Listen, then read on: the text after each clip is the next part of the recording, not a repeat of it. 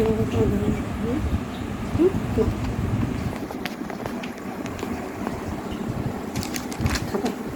দেখো এখন আমরা ৭৭ পেজের অঙ্কটা করব। ৭৭ পেজের প্রশ্নের মধ্যে আমাদের কি বলছে দেখো, মামুন সাহেবের মাসিক বেতন ৩০,০০০ টাকা। মামুন সাহেবের মাসিক বেতন ৩০,০০০ টাকা। তিনি প্রতি মাসে ১৫,০০০ টাকা বাড়ি ভাড়া এবং ১৪,৫০০ টাকা অন্যান্য জিনিস ক্রয়ে খরচ করেন। তিনি ৭ মাসে কত টাকা জমা করেন? তো এখানে বলছে বাড়ি ভাড়া অন্যান্য জিনিস ক্রয় করে খরচ করেন, বক্স প্লাস বক্স সমান সমান বক্স টাকা। তো আমরা এখন এখানে এটাই লিখব। ঠিক আছে, দেখো আমরা এখানে সমাধানটা কি করে করি।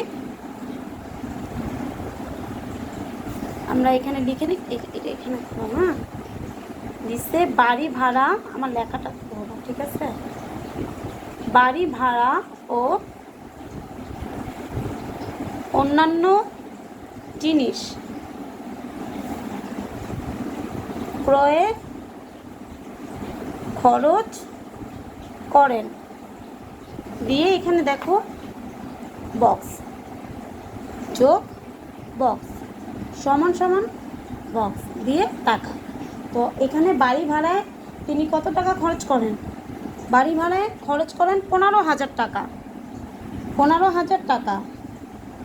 তারপর হচ্ছে অন্যান্য জিনিস, অন্যান্য জিনিস আছে ১৪,৫০০ টাকা। ১৪,৫০০ টাকা। তো এই দুইটা যদি আমরা যোগ করি, তো আমরা এখানে রাফ করি ১৫,০০০ আর ১৪,৫০০। শূন্যের সাথে ৫ যোগ করলে ৫, ৫ আর ৪ কত হয়? ৯, একে একে ২, তাহলে ২৯,৫০০ টাকা। ২৯,৫০০ টাকা। তারপর এখানে আবার কি বলছে, ১ মাসে জমা করেন। এখন আমরা এটা বের করব। ১ মাসে জমা করেন, ১ মাসে জমা করেন বক্স বিয়োগ বক্স সমান সমান দিয়ে আবার বক্স, তারপর হচ্ছে টাকা। এখন আমাদের বের করতে হবে ১ মাসে জমা করেন, সেই জিনিসটা বের করতে হবে। তো ১ মাসে জমা করেন, তার মাসিক বেতন হচ্ছে ৩০,০০০ টাকা।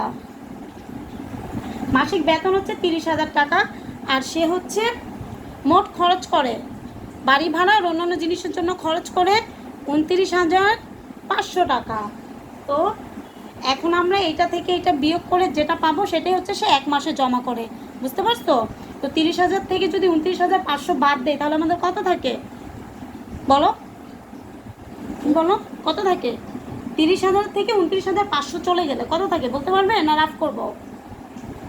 ওকে, রাফ করি। এই হচ্ছে আমাদের ৩০,০০০। এখান থেকে আমরা ২৯,৫০০ কী করব? বিয়োগ করব। তো বিয়োগ করলে কত আসে? শূন্যের এখানে শূন্য, শূন্যের সাথে শূন্য, ৫ আছে ১০ হবে কত হইলে? শূন্য হইলে হাতে আছে ১, ১ আর ৯ ১০, ১০এ ১০এ শূন্য, হাতে আছে ১, ৩, ৩ আর ৩ শূন্য। তো শূন্য, সরি এখানে আমি শূন্য লিখছি, বলবো না ৫ মুখে বলছি ৫ হবে। তাহলে আমাদের উত্তর কত আসলো? ৫০০। ৩০,০০০ থেকে ২৯,৫০০ চলে গেলে সমান সমান হলো ৫০০। এটা হচ্ছে আমাদের ১ মাসে জমা করেন। ১ মাসে জমা করেন ৫০০ টাকা। ১ মাসে জমা করেন ৫০০ টাকা। তো আমাদের এখানে বের করতে ৭ মাসে জমা করেন কত টাকা।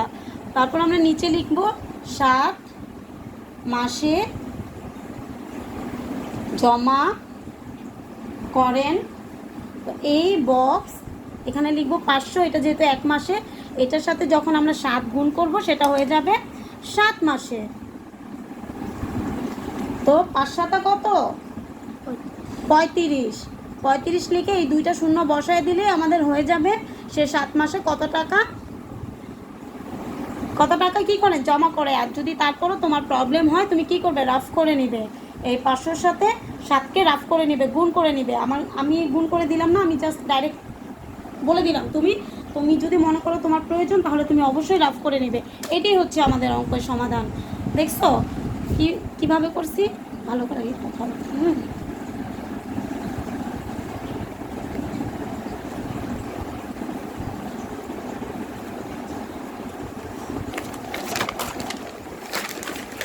ভালো করে দেখো, ঠিক আছে? তাহলে আমাদের এটা হয়ে গেল। আর আজকে করাবো না, আজকে